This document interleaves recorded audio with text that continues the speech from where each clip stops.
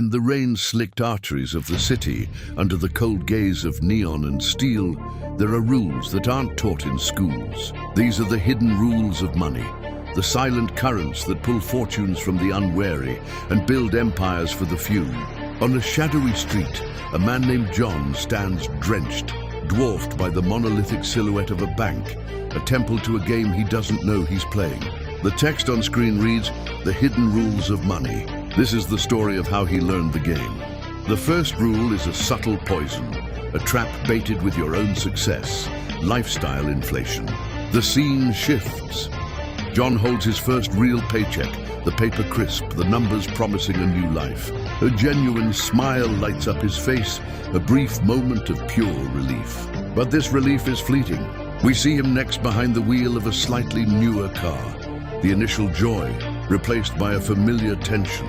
The city lights blur past, but his eyes are fixed on the road ahead, his brow furrowed. As he drives, illustrated money, green and mocking, peels from the car and flutters away into the night, lost to the wind. Each upgrade, each small luxury, isn't a step forward but a tightening of the leash, demanding more and more of his future earnings just to maintain the present.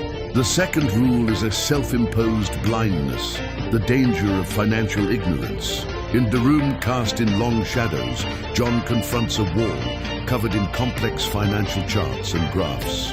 The lines spike and dip, a language he cannot comprehend. He squints, trying to decipher the arcane symbols, but they remain a chaotic mess. A wave of frustration washes over him. He shakes his head, defeated, and turns his back on the puzzle.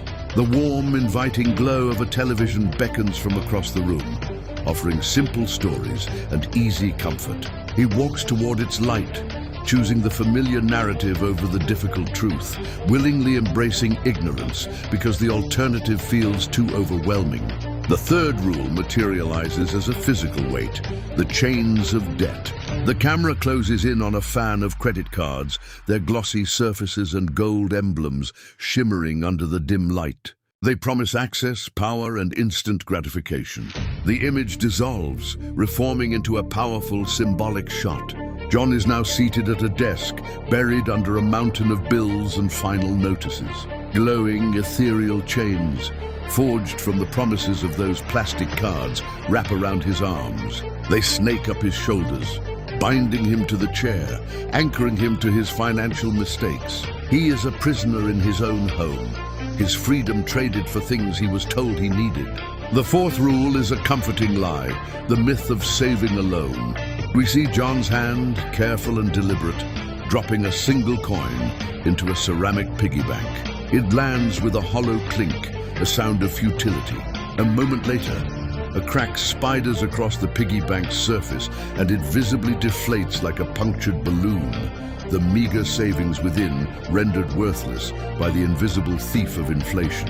The scene then transforms. In the place of the broken pig, a small, delicate sapling emerges from the earth.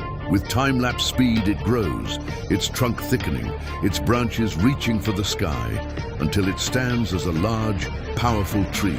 Its roots run deep, a symbol of the compounding strength of investment, a true path to financial security that hoarding cash can never offer. The final scene finds John in a different world. He's in a bright, well-lit library, surrounded by the wisdom of ages. The anxiety is gone from his face, replaced by a quiet confidence.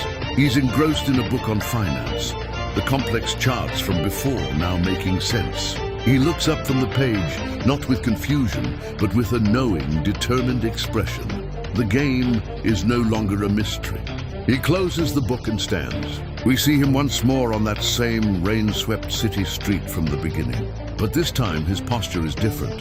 He walks with purpose, his head held high, no longer lost or intimidated by the towering structures around him. He is finally free, not because he has more money, but because he understands its rules.